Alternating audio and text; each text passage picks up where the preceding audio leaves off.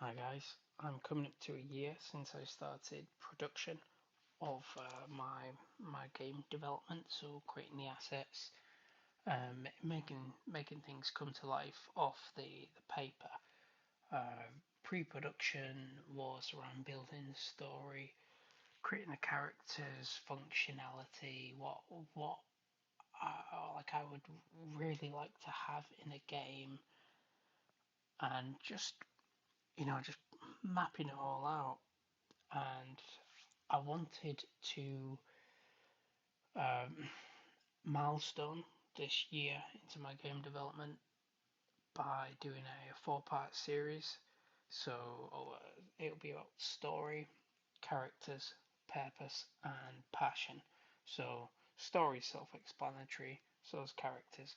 Purpose is purpose around not the in-game purpose, but what I want to achieve for this from creating this game, not just for myself, but kind of like the wider gaming community.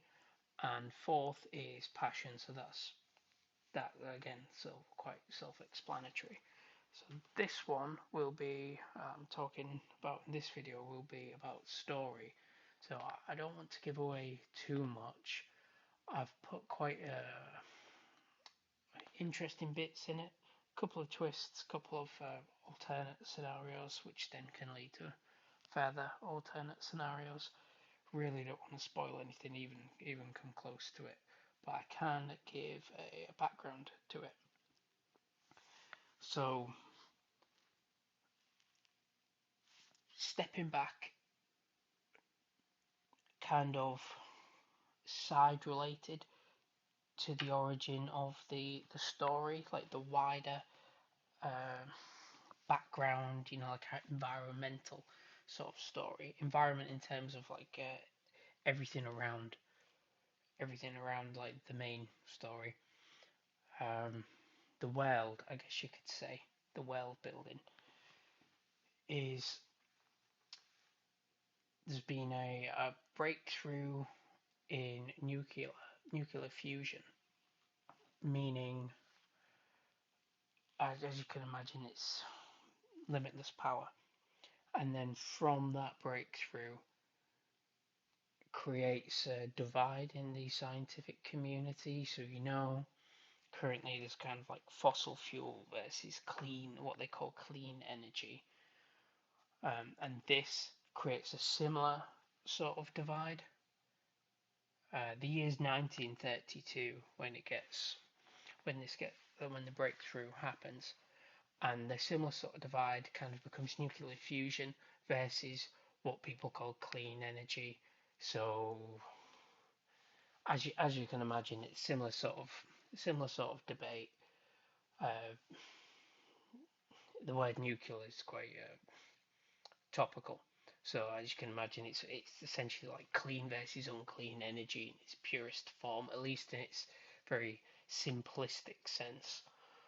Um, so this breakthrough happens, it creates a divide, similar kind of what we're having now, uh, but on the scientific and space aspects, the space travel aspects,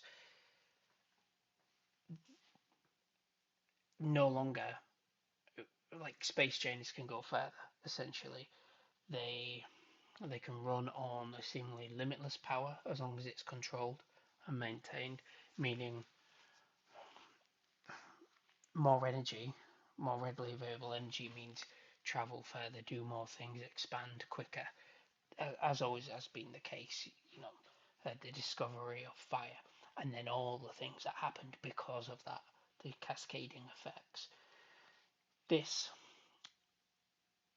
slingshots space travel to significantly further levels, and obviously like the spaceships that can be, I guess you'd say, sent out on explorations, then become bigger. It no longer is kind of a rich person's hobby, and more kind of a global imperative, like a global desire, rather than being a billionaire's fun thing to do. Like the galaxy, they get those galaxy flights, similar to that sort of thing. Rather than being like that, it then becomes like a global push for space exploration, similar to like I guess you'd say like that Martian movie. Story's not really similar to that, but in a sense, like a giant ship, they go and they go explore Mars. This is, as the name kind of uh, details, it's Mercury, and the whole that's kind of the backing story. So the energy control.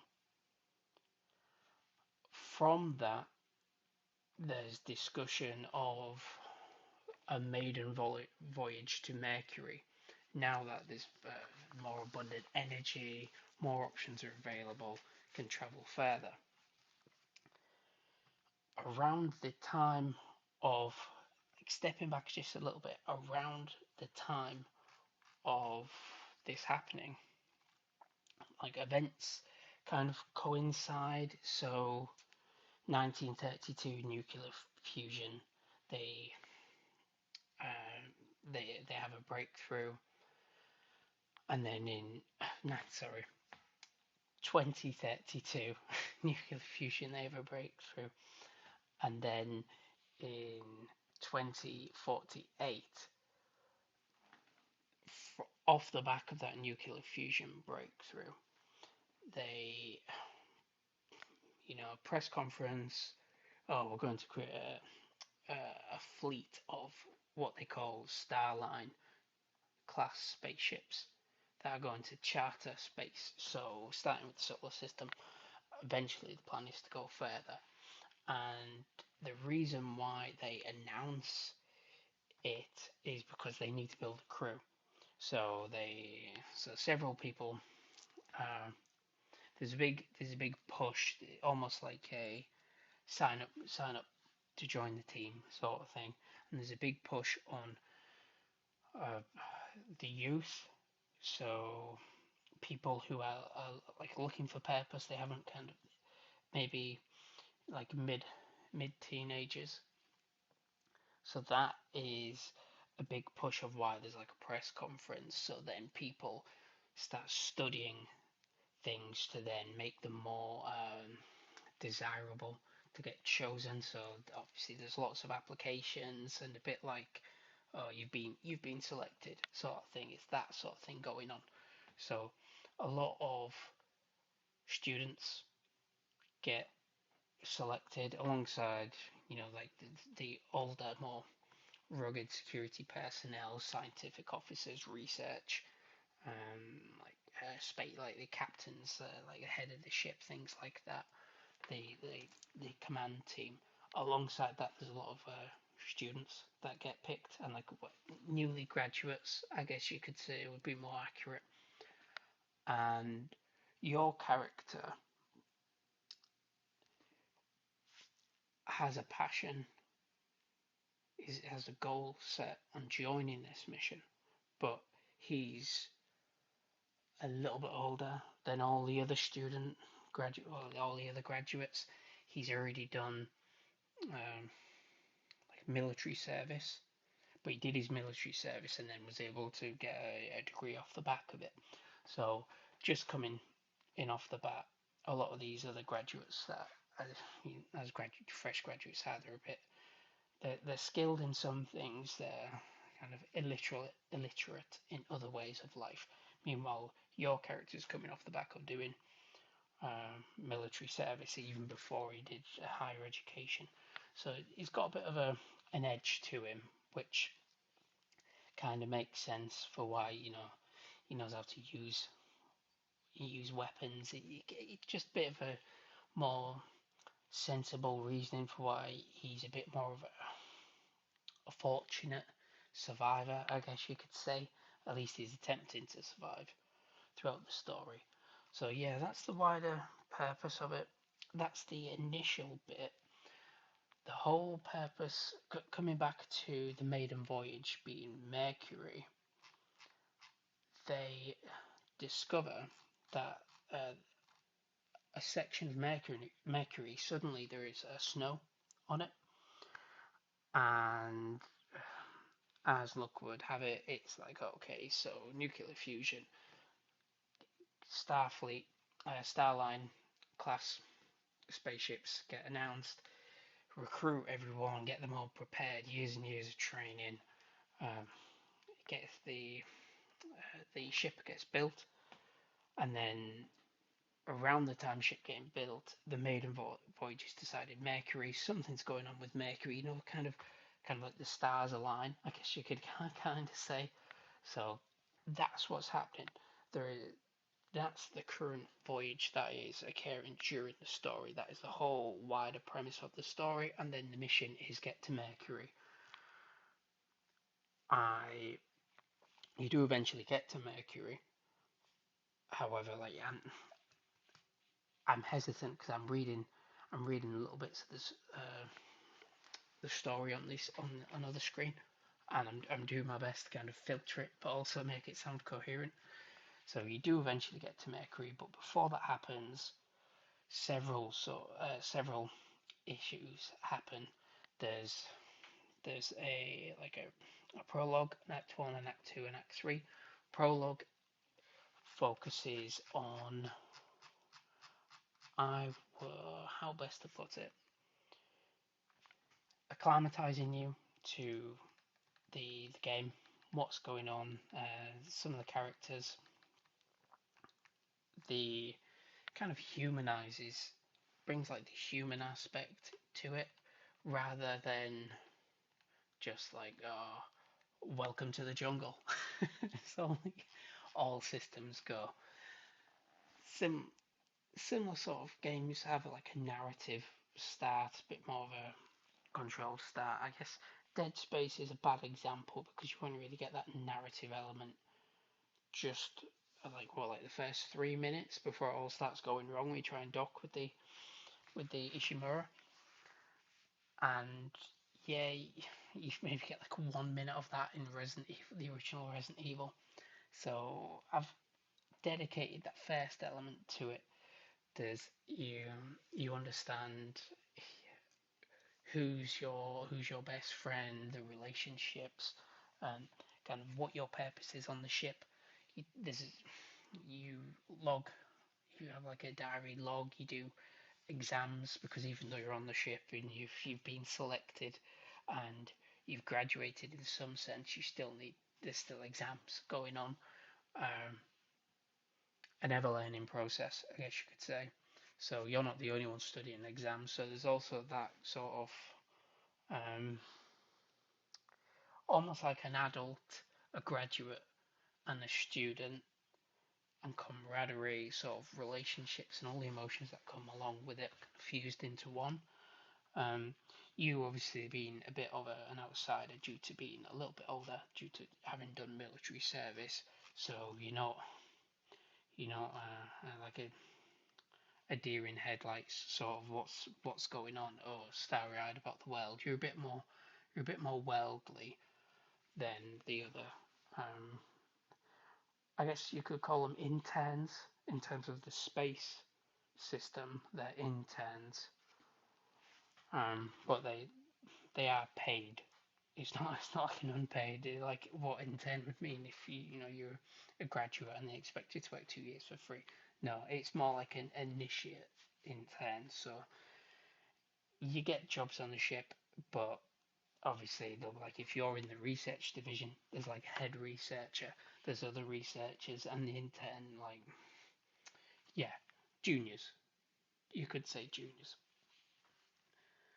So that's the the focus on the prologue, and there's a couple of like puzzle elements in there, getting you acclimatized to some of the like the crafting system, and a couple of other bits and pieces on like, the questing system, and then Act One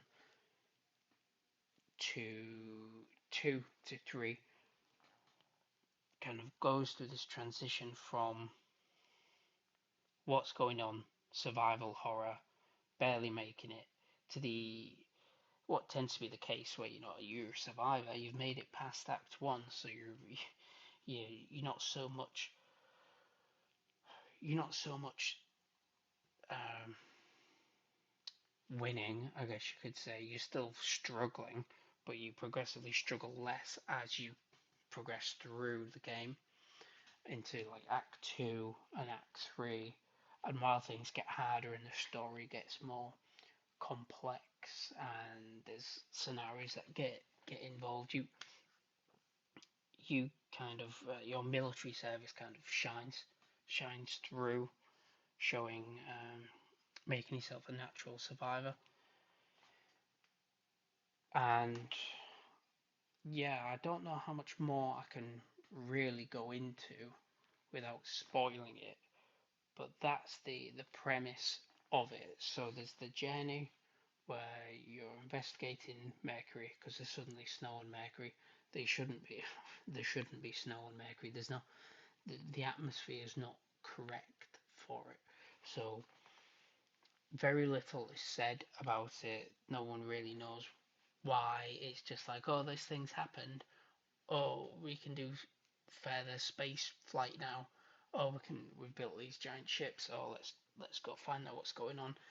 It's very, I guess you'd say, event horizon-y, but the event horizon, like, they were even more clueless as to the purpose of how's this, how's the event horizon just suddenly, like, well, where's it come from? Like, it's been gone all this time, where's it come from? But yeah,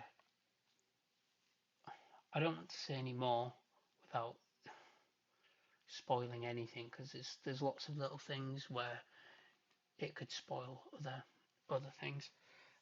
Obviously, I don't want to say things that ruin the enjoyment. Certainly, if someone hears down the line when this is made, and then someone watches this video, maybe just before it's about to come out or while they're playing it, and they're like, "Oh, it's ruined it for me."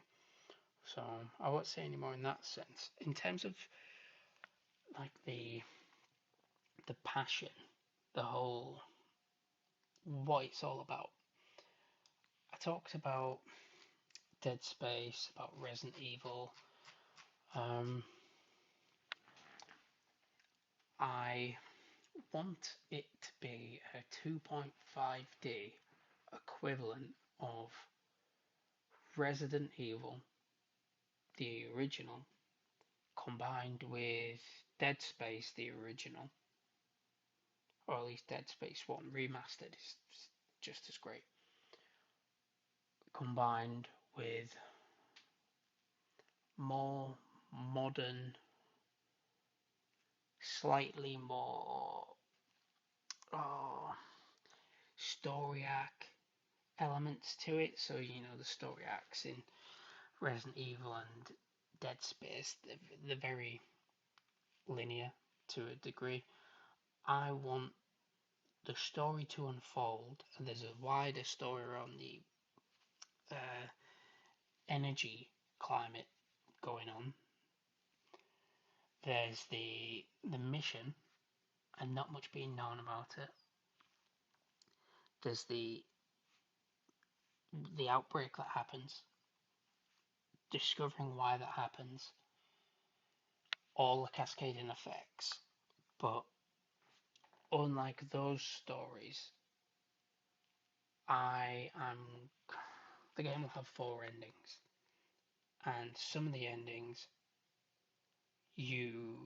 can go right to the end and still have multiple choice. Some of the endings, a bit like Silent Hill 1, where if you didn't get some vial with some like red liquid in it and combine it, if you didn't get that like an hour before the final fight or whatever that is, then you'd never get the good ending.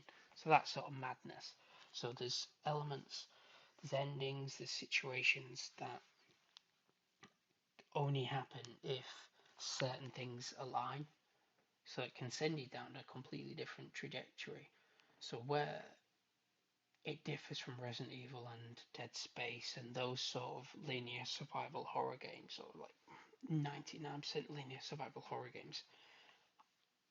From from Act 2 onwards, it's almost like two or three different stories depending on what you do. So I really want to incorporate like a rogue like. So there's the RNG element of, you can open drawers, and obviously it's static once you open a drawer. Once what you see there, like the this what you see here. Once you're in this level and that's loaded up, whatever's inside it is whatever is inside it. But you play it again 6 months later, there's a good chance that the stuff will be different, and even if it's not different in substance, it will be different in quantity. So you might get three of something rather than one of something. You might get three separate items. You might get nothing, might be empty. So I want to add in rogue like elements there in the main game. In the new game plus, I want to do a director's cut sort of rogue like, where like Resident Evil 1 director's cut was like item rearranging, but it was still static item rearranging. I want to almost incorporate like a randomizer, a bit like the Resident Evil randomizers, but not as chaotic. So there'll be some things which will almost always be in the same room in New Game Plus, but they might be in a different place in the same room. Other things might be completely not there. So you might get the shotgun as your second weapon, and you might not get like the submachine gun until 2 hours into it. Meanwhile, another time you might play it and you might get the submachine gun like 20 minutes in, but you don't get the shotgun until 4 hours in. So really incorporate rogue-like elements in terms of the RNG items, quest, like critical and non-critical items. But also, yeah, just sneaking in that randomness almost woven into I guess the best way to describe it would be a 50% linear, 50% semi-linear game woven with roguelike elements woven and threaded through. That I think that's the best way to describe it, and a survival horror 2.5D. I've got lots of ideas, a lot I feel are novel. Novel in the sense that I can't be the only person that's thought of this, but for whatever reason, no one else is doing it, or no one else has done it yet. So, well, if they're not going to do it, even if they have thought of it, well, you need to make it happen. So, I've thought of it, I'll do it. Lead by example. So that it's kind of passive, moves into the whole like purpose and passion videos. So I won't delve too much into that. But yeah, bit of a long, semi-vague explanation of what's going on. I really want to do it right and do it service, and it'd be daft of me to say things that spoil it for years down the line when things are made. But yeah, this is it. This is the story video. Next, I'm going to do the characters video, then purpose of the game, and then passion. Uh, like my passion about not just the game, but just like game design in general, where I'm kind of coming from, what my thought process is, my likes, dislikes, and how my likes and dislikes and ideas, some of which are novel, some of which are like classical, and just everyone's going to enjoy them, just tried and tested. how that incorporates into the game. I hope you like this first video to do with story, and yeah, I'll see you soon.